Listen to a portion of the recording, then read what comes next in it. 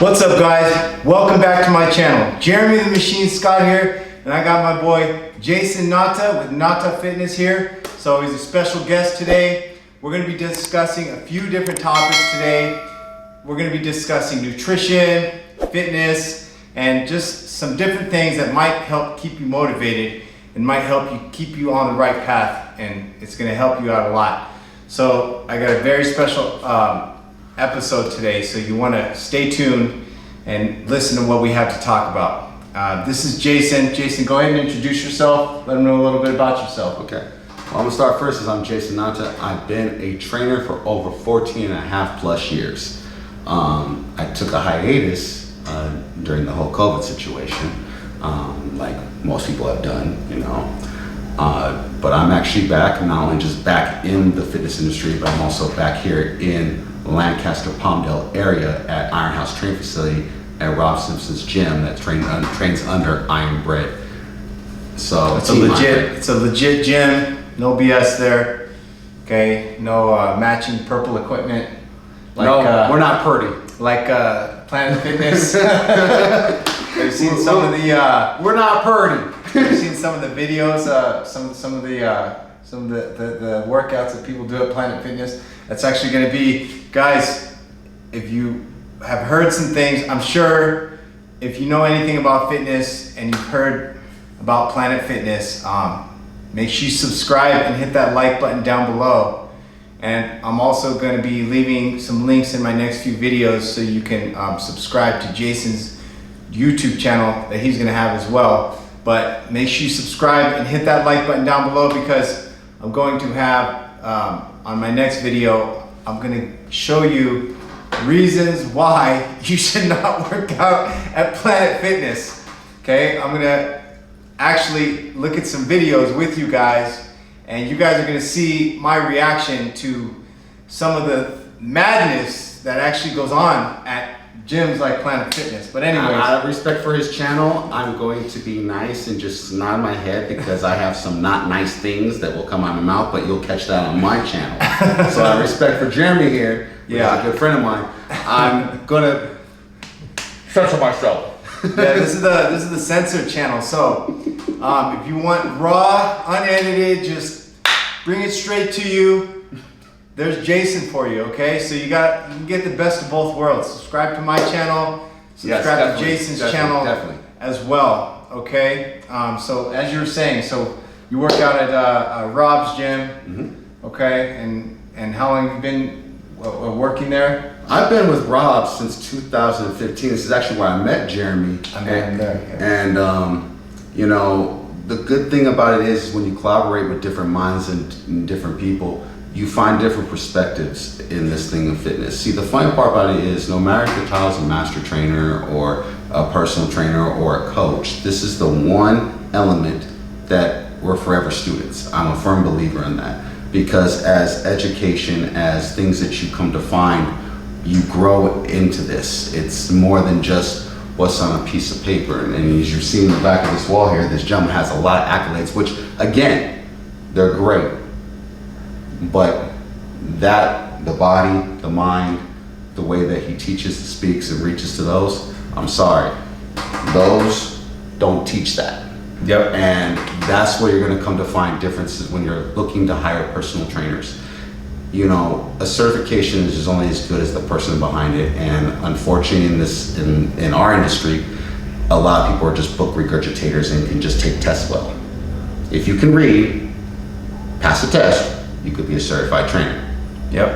And it doesn't that so the book knowledge and the certification sheet, that only takes you so far. Because I'll tell you, in my years of training people and being a coach, coaching people, I've had to do so many different things that go beyond the textbook. There's so many things that I had to learn that I did not get taught in the textbook. And every case is different. Every client is different. Every trainer's career is different as far as the type of people that they have to train. So my experience and how I deal with people and my way to be successful as a coach might be different than Jason's way of being successful as a coach. So there's no, just like with so many different things, with fitness, everything, workouts, there's no cookie cutter program. Okay, you have to find what works for you, and you have to find different things work for different people. So there's clients. There's a lot of times where you have to take on clients that are it's almost beyond your scope of practice, but you have to make a choice whether to send them to say, okay, I make a choice, say I can't train this client, I can't help you, or you can say I can't help you, you have to go to physical therapy, or you can say, you know what, let's go, let's figure this out. Now there's so much information out there, and from legitimate sources on the internet. If you want to find out how to do just about anything, you could go on the internet and find out how to do a lot of different things, as long as it's coming from a reputable source. But there's so much information out there. If you want to learn how to train somebody who's had a hip replacement or sciatica, we don't get taught that in the books. They don't tell you how to train somebody who's had 4 strokes. They don't teach you how to train somebody who's had both hips replaced, or somebody we don't learn that stuff. So as a coach, when I first started training, I used to shy away from that and say, okay, no, Kyle, the other trainer, he's a part-time physical therapist, so I'm going to send the client to Kyle. And then I said, you know what? I'm kind of being, I'm shying away from that, and that's not okay. I need to just take those clients and face it head on, and not be intimidated by that, and learn. And doing that, that's been the best thing ever for me, because it's just allowed me to gain more and more and more knowledge and more confidence as a coach and as a trainer. And not to cut you off, and to reiterate what Jeremy is saying, guys, he's absolutely right. There is things on the internet that you can find, but this is the craziest part that's going to be very hard. You have to really know what to cipher through, because there is a lot of misinformation, and poor material just happens to be because they're popular or what's the cool thing. So be careful with that. The trendy thing. You got it's really like those, like, just being honest from that standpoint. And the other thing that you were talking about is Jeremy used to shy away and hand people over. I was given a lot of people with a lot of limitations and a lot of situations, things that you couldn't even fathom sometimes. And I didn't have, internet sources during those early years, because internet was fairly new in those early years. There wasn't that much information on the internet. It was at all. There was not pretty much. It was just YouTube, porn, and whatever news is out there. That's what the internet was. That's all it was on there. There wasn't. There's so much. There's so much information out there. And I had to kind of learn just through trial, error, and experiences, and just knowing inside myself, like, okay, if this person's limited, let's go with the most bare minimal and start there. And Grant, I was fortunate. Not every trainer is going to be that way. So if you're a trainer watching this, do take your education, do some research. And if you have to take a couple college courses or a couple training courses through reputable certification companies, then I suggest you do so. Yeah, absolutely. I agree with that. So Jason, what first got you into, tell me a little bit about your own personal fitness journey. That's what I want to know about. What first led you to fitness? At what age did you realize that you started to fall? Because obviously you're passionate about what you do. Okay, I can tell that you're passionate about what you do. I've seen you train people. You put passion into your clients, and you when I hear you speak and talk about fitness, you have a passion for it. So what made that passion come alive in you? How did that happen? Well, how did you become passionate with fitness? We all have our own stories, different ways. It's not easy for some of us. Some people wish they could have that passion. Some people hate fitness. They hate working out. It's like punishment. It's like pain. Like, oh, I hate it. Working out is my drug. It's my high. It makes me feel good. It does so many good things for me. I love it. It makes me feel amazing. So what got you there?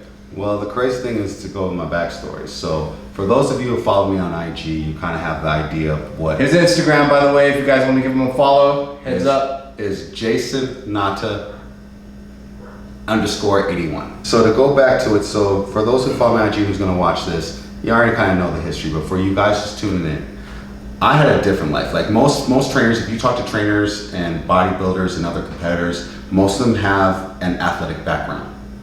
If you consider running from the Riverside Sheriff's Department and Riverside PD as a athletic background, that should give you an inkling of what I was once upon a time. I was the whole polar opposite of this life. And the craziest thing about it is I used to walk into grocery stores and stuff like that, because back in the days before this internet thing, we used to have these things called magazines. And if anybody knows like the Joe Leaders, like the Muscle and Fitness, Flex magazines, and all the type of different bodybuilding magazines, they would be where you can actually see them as you're walking through your produce aisle or the liquor aisle, depending on what grocery store you had or where you lived. So I used to make fun of those guys. Funny story. Of the bodybuilders? Oh yeah. I used to make fun of look at it, they're so stupid. I don't need pecs, I got text. Right. You know, being that jackass, right? Uh-huh. And well, a long story short. So you were a knucklehead. Yep. To say the least. Certified knucklehead. Definitely a knucklehead. And crazy thing about it is I'll never forget two things. One, I was watching, a music video, and this is when 50 Cent was starting to become hot, right? Okay. And just the build on this guy, like in the way I saw it, 50 was like humongous, larger than life, but the reality is he was just a little fit, that's it. Yeah. But the way I saw it and the way that the way he looked to us back then was the way that we see Ronnie Coleman. Like he looked like a bodybuilder. Yep. He looked huge. But now we look at bodybuilders and, we idolize some of these IFBB pros who are, 290 pounds shredded, so, but yeah, no, I know what you're saying. So I want to be the West Coast version of 50 Cent, because once upon a time, being a knucklehead, I also used to rap. Right. I used to write too. Right. Did a lot of freestyles, a lot of battles, but unfortunately I didn't have the right direction and the right people. That didn't come later on when I became a bouncer and like little guard duty and stuff like that throughout my training career. But that's how I kind of ended up falling with, was by accident. Seeing that and then liking this girl.